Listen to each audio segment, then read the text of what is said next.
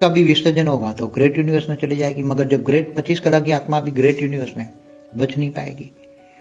हाँ 30 कला की आत्मा है तो ग्रेट ग्रेट यूनिवर्स में जाएगी, मगर ग्रेट ग्रेट ग्रेट यूनिवर्स जब वाइंड अप करता है, विसर्जन होता है, तो वो भी 30 कला वाली आत्मा भी नहीं बच पाएगी। अब कोई 100 कला वाली आत्मा है तो मल्टीवर्स का विसर्जन होता है, तो वो भी 100 कला वाली आत्मा भी मल्टीवर्स के विसर्जन बच नहीं पाती। तो ऐसे कोई ना कोई आत्माएं 200 कला, 500 कला, 1000 कला, ऐसे ब्रह्मांडों में भी ऊपर सर्जन विसर्जन होते रहते हैं। केवल बेहद की ज्ञानी आत्मा बेहद की आत्मा है और बेहद के परमधाम में चली जाती है, बेहद के कला के परमधाम में चली जाती है, तो वो ही कालातीत बन जाती हैं, वही असल में काल चक्र से परे हो जाती हैं। काल चक्र उसको छू नहीं सकता, क्योंकि काल से ही निकल गई। ब्रह्मांड, महाब्रह्मांड, परम महाब्रह्मांड, गैलेक्सी, यूनिवर्स, ये सबसे ऊपर, मल्टीवर्स से भी ऊपर, उसको 1 करोड़ कला की भी काल चक्र, उसको 1 करोड़ कला का काल चक्र माना समय का चक्र उसको बांध नहीं सकता, क्योंकि वो बेहद की कला के परमधाम में है।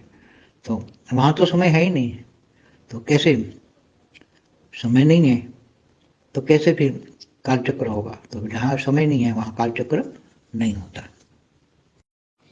अभी जो पूरा मल्टीवर्स का महाकाल प्रलय होने वाला है, तो उसमें कौन सी आत्मा कालातीत बनेगी? कालातीत माना जीवन मुक्त। जो काल के चक्र में फंस जाती है वो मुक्त हो जाती है आत्माएं। इसलिए काल के चक्र में जब फंस जाती है आत्माएं, तो जब ब्रह्मांड हो तो विसर्जन होता है, महाब्रह्मांड का विसर्जन, या कोई भी 100 कला का परमधाम का भी विसर्जन हो जाता है।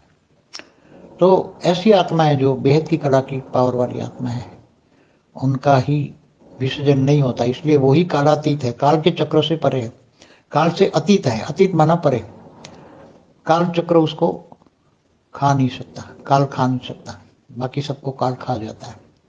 ये बहुत अति गुह्य बातें हैं, अति समझने की बात है। बहुत बेहद का ज्ञान सागर में डूबे तो ही आत्मा ये समझ में आए, क्योंकि इसके बिना तो ये समझ में नहीं आएगा।